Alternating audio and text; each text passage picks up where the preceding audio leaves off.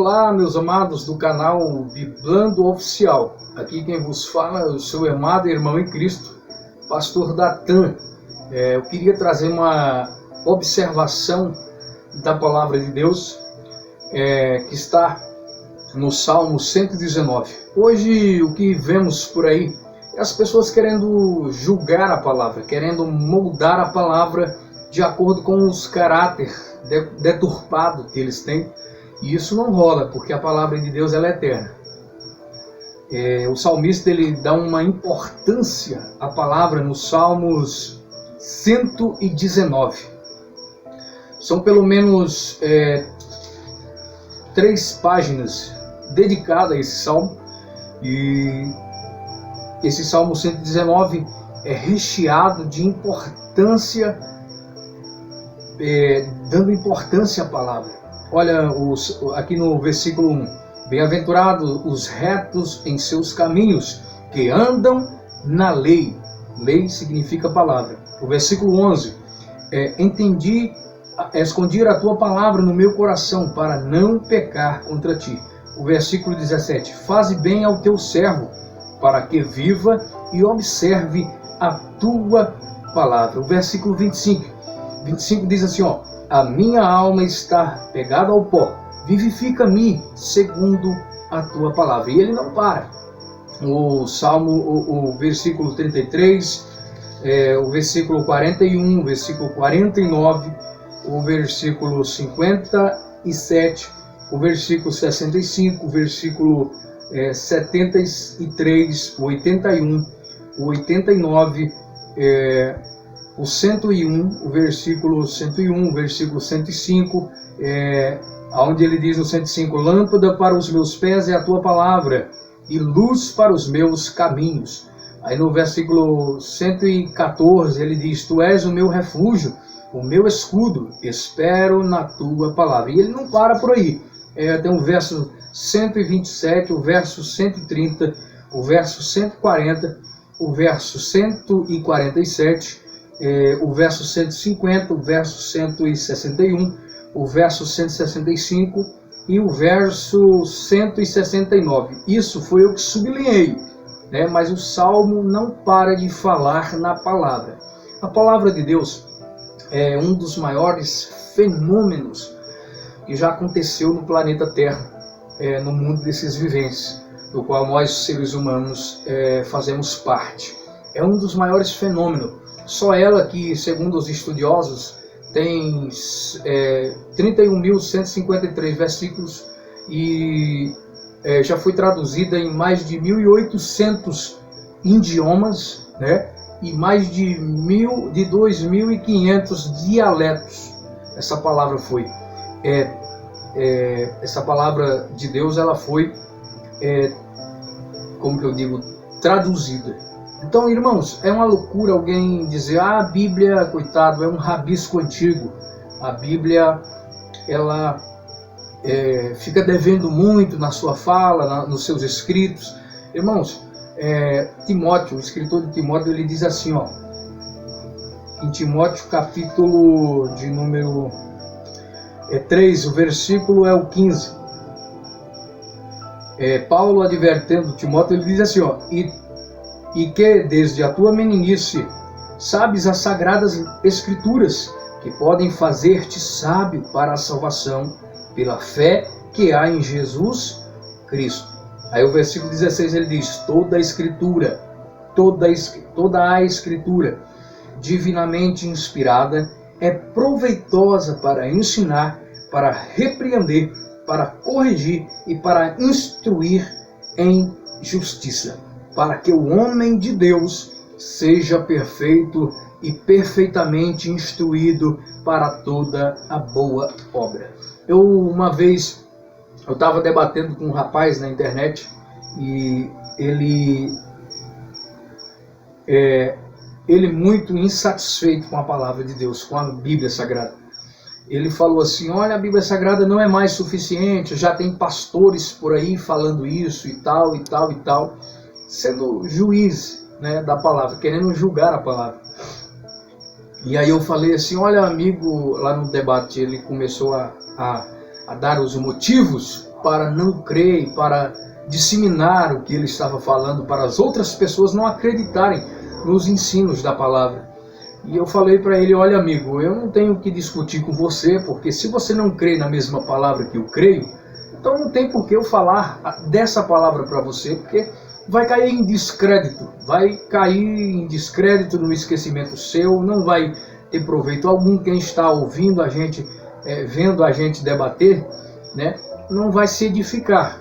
Então é o seguinte, faz o seguinte: pegue, escreva um livro melhor do que a Bíblia Sagrada, com vários idiomas, que seja traduzido em vários idiomas e que esteja o crédito que a Bíblia Sagrada tem no planeta Terra. Faça isso.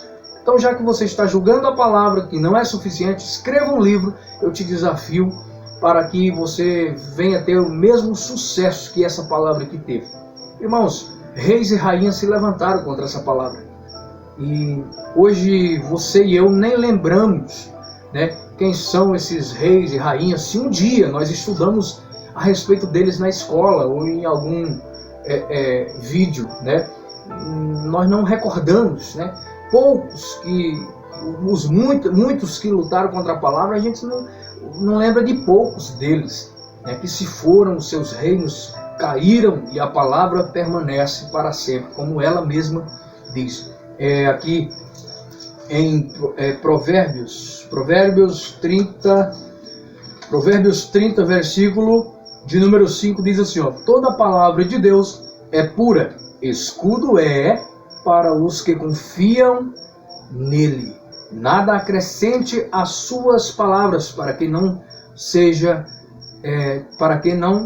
te repreenda e seja achado mentiroso. A palavra é suficiente. A gente lê um versículo e consegue fazer uma pregação, uma explanação em cima desse versículo, com uma gama muito grande de pontuações em cima desse versículo, sem falta nenhuma. Essa palavra é como se fosse viva.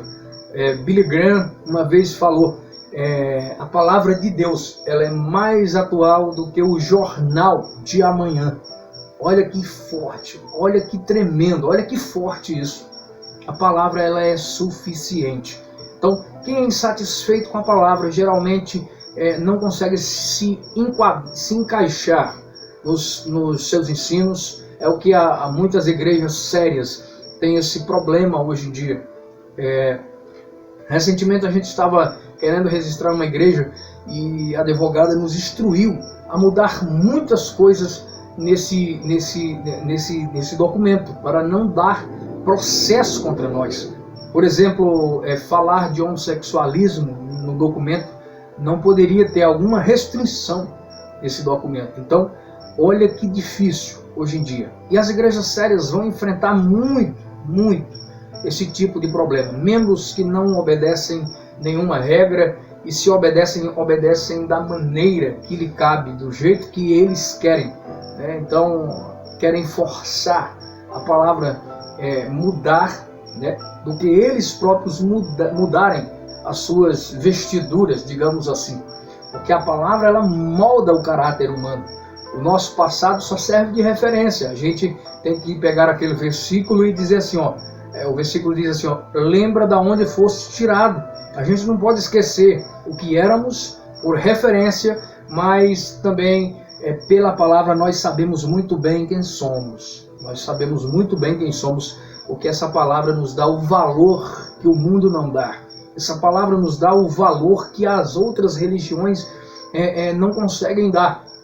Nós temos um Salvador, né? Diferente de muitas religiões que tem por aí. Eu já falei em um vídeo aqui no canal, que muitas religiões têm um Salvador, têm um jeito de ser, um modo de ver a coisa, tem que ser respeitadas, deve ser respeitadas, né? Porém, a única religião que tem um Salvador, né, é a religião evangélica, a judaico-cristã, que a gente segue.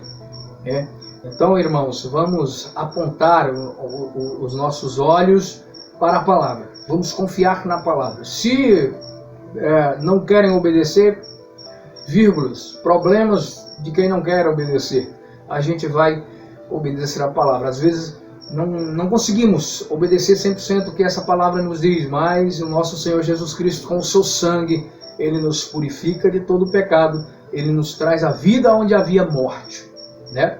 Que Deus abençoe a sua vida, a sua casa, a sua família, né? E coloque isso no seu coração, coloque a palavra no coração, né? Porque a palavra é viva e eficaz, é o que diz Hebreus capítulo de número 4, versículo 12 e 13, se não me falha a memória.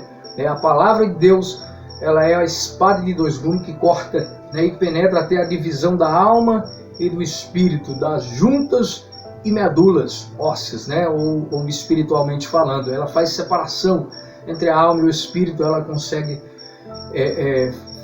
penetrar aonde outras linhas de pensamentos não vão, onde a psicologia não vai, onde a psiquiatria não vai.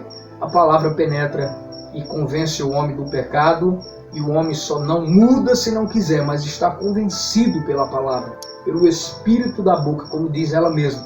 O Espírito da boca do Senhor tem falado. Se o Espírito tem falado, obedeçamos o que esse Espírito de Deus tem falado através dessa palavra. Tá bom, meus queridos?